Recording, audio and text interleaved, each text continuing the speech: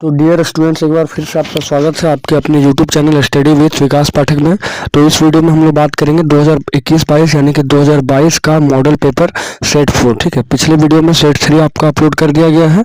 Playlist में जाइए, आप चेक कीजिए और सेट 1 to 3 आप कंप्लीट कर लीजिए। तो ये वीडियो सेट 4 होगा साइंस का, सेट 4 2022 मॉडल पेपर। ठीक है, और इसे हम लोग कर इसलिए रहे क्योंकि 2025 का एग्जाम जो है बहुत ही सामने है, और 2025 के एग्जाम के लिए जितने भी प्रीवियस ईयर क्वेश्चन है और जितने भी प्रीवियस और मॉडल पेपर है सारे बहुत ही इंपॉर्टेंट है, तो इसलिए पूरे डिटेल में इसको कंप्लीट कराया जा रहा है। ठीक है, तो चलिए वीडियो को स्टार्ट करते हैं।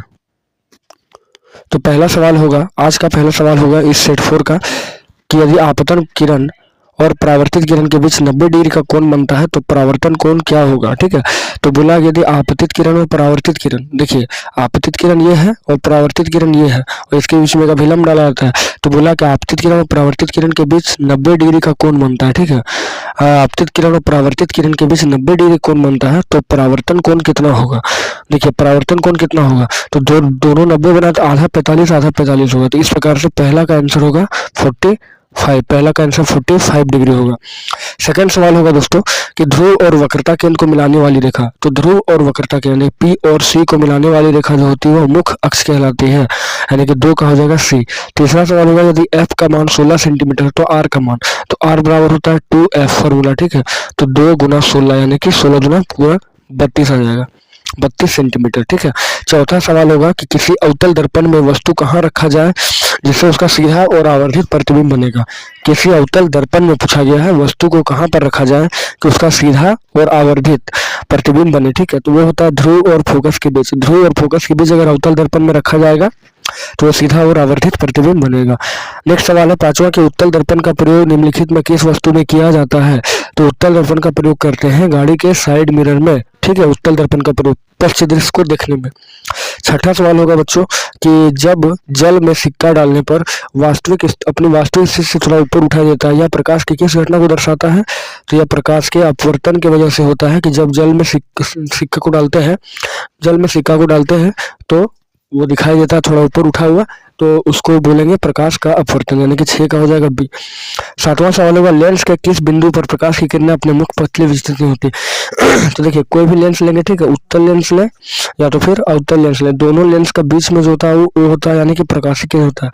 तो जब प्रकाश की किरण अगर यहाँ आती है तो वो बिना विचलित हुए सीधे निकल जाती है, तो इसका आंसर होगा प्रकाशिक केंद्र। फिर आठवां सवाल होगा कि उत्तल लेंस को अभिसारी लेंस क्यों कहते हैं। देखिए अभिसारी लेंस इसीलिए कहा था क्योंकि वह प्रकाश की किरणों को एक जगह पर क्या करता है, एकत्र करता है, और फैलाने का काम कौन करता है, तो फैलाने का काम करता है अवतल लेंस, जिसको अपसारी लेंस कहा जाता है। नेक्स्ट 9वां नंबर सवाल कि नेत्र में जाने वाली प्रकाश की मात्रा का नियंत्रण कौन करता है। तो देखिए नेत्र में कितना प्रकाश जाएगा यानी कि कितना प्रकाश अंदर जाएगा, इसका मात्रा का पूरा नियंत्रण कौन करता है, पुतली। ठीक है, पुतली, प्यूपिल। देखिए परितारिका जो होता है आइरिस, इस पर आंख का कलर निर्भर करता है। स्वच्छ मंडल तो कोर्निया को कहते हैं जो नेत्रदान में यूज होता है, और दृष्टिपटल बोलते हैं रेटिना को जिसमें प्रतिबिंब बनता है। ठीक है, आगे 10वां नंबर देखेंगे सामान्य नेत्र का निकट बिंदु कितना होता है। तो सामान्य नेत्र का निकट बिंदु जो होता है 25 सेंटीमीटर होता है दोस्तों, 25 सेंटीमीटर। ठीक है, आगे बात करेंगे 11वां नंबर सवाल मानव नेत्र में प्रतिबिंब की प्रकृति क्या है। तो देखिए मानव नेत्र एक जो है उसमें उत्तल लेंस लगा होता है, उत्तल लेंस के जैसा व्यवहार करता है, तो इसमें जो प्रतिबिंब बनता है यानी कि मानव नेत्र के रेटिना पर जो प्रतिबिंब बनता है वो वास्तविक बनता है, वास्तविक और उल्टा होता है। ठीक है, वास्तविक उल्टा और वस्तु से छोटा बनता है। आगे जरा दूरदृष्टिता के क्या कारण है। देखिए जरा दूरदृष्टिता का जो कारण होता है वो होता है समंजन क्षमता का घट जाना। ठीक है, समंजन क्षमता, और जरा दूरदृष्टिता को दूर करने के लिए बायोफोकल लेंस यानी द्विफोक्सी लेंस, यानी कि उसमें उत्तल लेंस और अवतल लेंस दोनों लगा होता है।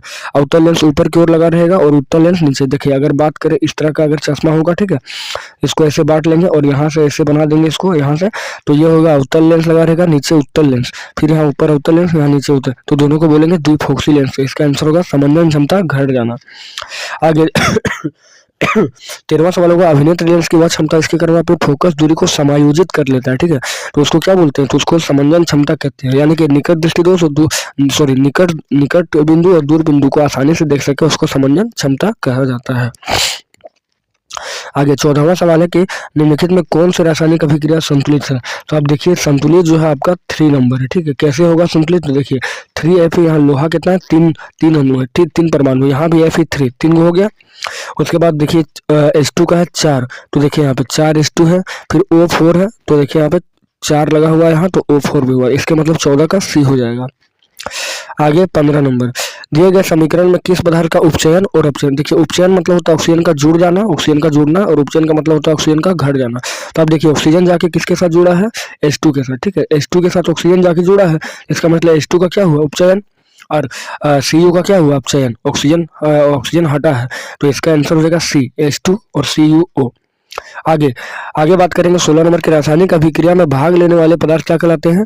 तो देखिए भाग लेने वाले पदार्थ जो है उत्पादक कहलाते हैं, और जब बन जाते हैं अभिकारक कहलाते हैं, और जब बन जाते हैं तो उसको उत्पाद यानी प्रतिफल कहते हैं। उत्प्रेरक कौन होता है, तो रासायनिक अभिक्रिया को प्रेरित करने वाला।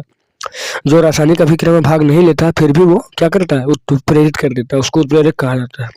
नेक्स्ट 17 नंबर होगा, किसी रासायनिक अभिक्रिया में उत्पाद का कुल द्रव्यमान अभिकारक के द्रव्यमान के क्या होता है, तो उसके बराबर होता है, ठीक है। उत्पाद और अभिकारक के मान जो होते हैं वो बराबर होते हैं। आगे देखिए बोला CH4 मीथेन प्लस 2O2 और प्लस CO2 और बराबर क्या हुआ है, तो CO2 प्लस H2O प्लस ऊर्जा। तो ये कैसा अभिक्रिया है, देखिए ऊर्जा लगा हुआ है, ठीक है, तो इसका मतलब ये ऊष्माक्षेपी होगा, क्योंकि ऊर्जा का उत्पादन, ऊर्जा का जो ये होता है क्या बोलते हैं उसको, ऊर्जा का जो उत्पादन होता है वो ऊष्माक्षेपी में ही होता है। नेक्स्ट बोला गया A प्लस अम्ल, बोला A और प्लस अम्ल प्लस लवण, ठीक है, और प्लस A प्लस अम्ल अगर लगा हुआ है तो लवण बनेगा, कार्बन डाइऑक्साइड बनेगा और जल बनेगा, ठीक है। लवण प्लस कार्बन डाइऑक्साइड प्लस जल, तो ये कब होता है, तो ये बनता है आपका कि जब कार्बोनेट लगा रहेगा, यानी धातु का जब कार्बोनेट लगा रहेगा अम्ल के साथ लगेगा तो लवण, कार्बन डाइऑक्साइड और जल बनता है। नेक्स्ट बात करेंगे 20वां नंबर सवाल कि निम्नलिखित में किस पदार्थ में नीला पत्र डालने पर वह लाल नहीं हो जाएगा। लाल नहीं हो जाएगा, ठीक है, लाल नहीं हो जाएगा यानी कि लाल नहीं होगा, तो ये हो जाएगा आपका क्षारक, क्योंकि अम्ल जो होता है वो नीला से लाल होता है, ठीक है, अम्ल, और क्षारक क्या होता है, लाल से नीला होता है, लाल से। तो पहले देखना है कि इसमें क्षारक कौन है, तो HNO3 क्या है, नाइट्रिक अम्ल यानी कि अम्ल है, CH3COOH एसिटिक अम्ल है, ACl हाइड्रोक्लोरिक अम्ल है, तो बच गया आपका कौन, NaOH, यानी कि 20 का हो जाएगा A। आगे 21वां सवाल है, दिए गए किस लवण में क्रिस्टलीकरण का जल मौजूद होता है, यानी कि लवण के एक सूत्र इकाई में जल का उपस्थित होना क्या कहलाता है, क्रिस्टलन का जल। तो देखिए यहाँ पे NaCl में जल नहीं है, NaCO3 में भी जल नहीं है, NaCO3 में भी जल नहीं है, यानी बच गया क्या, CuSO4 और 5H2O। देखिए H2O लगा हुआ है, इसका मतलब यही क्या है, जल, क्रिस्टलन का जल। आगे बात करेंगे 22वां, जल की अस्थायी कठोरता को दूर करने के लिए किसका प्रयोग करते हैं, तो जल की अस्थायी कठोरता को दूर करने के लिए NaCO3 यानी कि सोडियम कार्बोनेट का यूज किया जाता है। आगे 23वां सवाल है कि जल की उपस्थिति में हाइड्रोक्लोरिक अम्ल अपना अम्लीय गुण प्रदर्शित नहीं करता, क्योंकि उसमें जल की उपस्थिति में, ठीक है, अम्ल अपना अम्लीय गुण प्रदर्शित करता है, अच्छा प्रदर्शित करता है। तो देखिए उपस्थित में हाइड्रोक्लोरिक अम्ल दिया है तो OH+ आयन उपस्थित होता है इसमें, इसलिए H+, और OH किस में होता है, तो क्षारक में। क्षारक जो होता है वो OH- देता है, OH-, और अम्ल जो देता है वो H+ आयन देता है। आगे 24वां सवाल देखिए, बोला ABCD का pH मान क्रमशः 2, 4, 7, 14 है, वह पदार्थ कौन सा क्षारक है, तो क्षारक कौन होगा, जो 7 से ज्यादा होगा। देखिए 2, 4 ये सब क्या होगा, अम्ल, 7 होगा उदासीन, और 14 क्या होगा, क्षारक, इसका मतलब D, 14 का मतलब D, तो D जो है वो क्षारक है। आगे 25वां सवाल बात करेंगे, इस चित्र में कौन सा अभिक्रिया हो रहा है, तो देखिए पहले वाले एक कोई पुराने मॉडल पेपर में सवाल आया था, सूर्य का प्रकाश है और यहाँ पे सिल्वर क्लोराइड यानी कि AgCl टूट रहा है, ठीक है, Ag और प्लस Cl टूटेगा तो इसमें क्या होता है, टूटता है, तो ये वियोजन अभिक्रिया होता है। आगे 26वां सवाल है कि भोजन एवं अन्य पदार्थों को शरीर में एक जगह दूसरी जगह तक लेके जाना क्या कहलाता है, तो उसको कहते हैं परिवहन, ठीक है, ट्रांसपोर्टेशन, और यहाँ पर परिवहन ऑप्शन है तो संवहन हो जाएगा, यानी कि उसको वहन भी कहते हैं, वहन। नेक्स्ट है 27वां सवाल कि प्रकाश संश्लेषण में निम्नलिखित में से कौन से पदार्थ की आवश्यकता नहीं होती। तो सबको पता है कि प्रकाश संश्लेषण में 4 चीज़ की आवश्यकता होती है, जल होता है, कार्बन डाइऑक्साइड होता है, क्लोरोप्लास्ट होता है और सूर्य का प्रकाश होता है। लेकिन कार्बोहाइड्रेट जो होता है वो बनता है, ठीक है, मंड के रूप में, तो कार्बोहाइड्रेट तो बनता है दोस्तों, तो यह आवश्यकता नहीं होता, ठीक है, इसका मतलब C आंसर बिल्कुल सही होगा। आगे 28वां, मनुष्य में किस प्रकार का पोषण होता है, तो मनुष्य में होता है प्राणी समभोजी पोषण, प्राणी समभोजी पोषण। आगे वसा के पाचन के लिए कौन सा एंजाइम उत्तरदायी है, तो वसा के पाचन के लिए जो होता है वो लाइपेज नामक एंजाइम जो है वो बहुत ही ज्यादा उत्तरदायी होता है।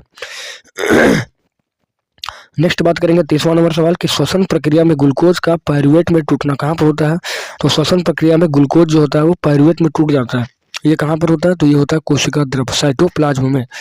नेक्स्ट है 31वां कि पौधों में पत्तियों द्वारा बने भोजन का संवहन किसके द्वारा होता है? तो देखिए फ से फ्लोएम और फ से फूड। तो जो पत्ता में भोजन बना है उसको फ्लोएम जो लेके जाता है, और जाइलम क्या करता है? तो जाइलम जो है आपका जड़ से जल और खनिज लवण लेके जाता है। क्लोरोप्लास्ट जो होता है उसमें क्लोरोफिल पाया जाता है जो प्रकाश संश्लेषण के लिए उत्तरदायी है।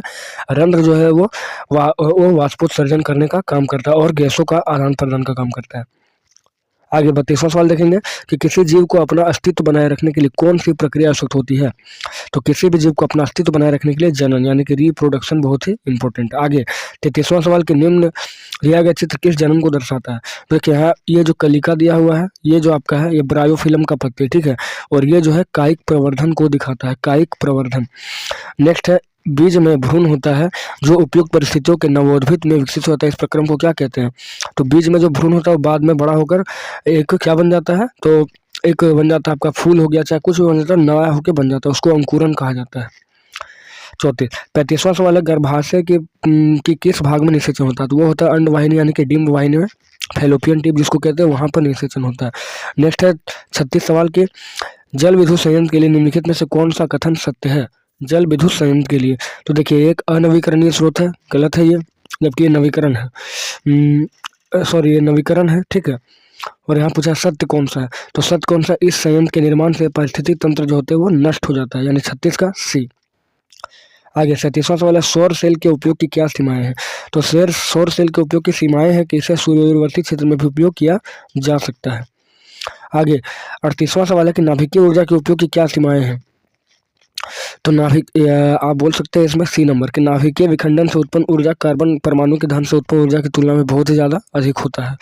आगे 39वां सवाल है कि निम्नलिखित में से कौन ऊर्जा का स्रोत उपयोग करना पर्यावरण के लिए सबसे अच्छा है? पर्यावरण के लिए सबसे अच्छा है तो एलपीजी बोल सकते हैं, एलपीजी और सीएनजी, ठीक है, सीएनजी बोल सकते हैं आप। आगे 40वां सवाल है कि निम्नलिखित में से किस विद्युत संयंत्र में जीवाश्म ईंधन का प्रयोग होता है?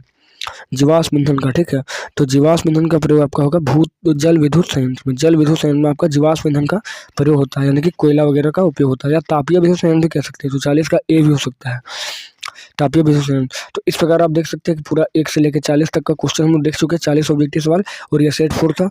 नेक्स्ट वीडियो आपको सेट 5 मिलने वाला है, ठीक है दोस्तों। तो एक बार कमेंट करके बताइएगा कि वीडियो आपको कैसा लगा, और अगर अच्छा लगा होगा तो लाइक कीजिए, चैनल को सब्सक्राइब करके बेल आइकन को प्रेस कीजिए ताकि सारे नोटिफिकेशन आपको मिलते रहें। तो चलिए मिलते हैं आपसे नेक्स्ट और बेहतर वीडियो में, अगले वीडियो में। तब तक जय हिंद, जय भारत।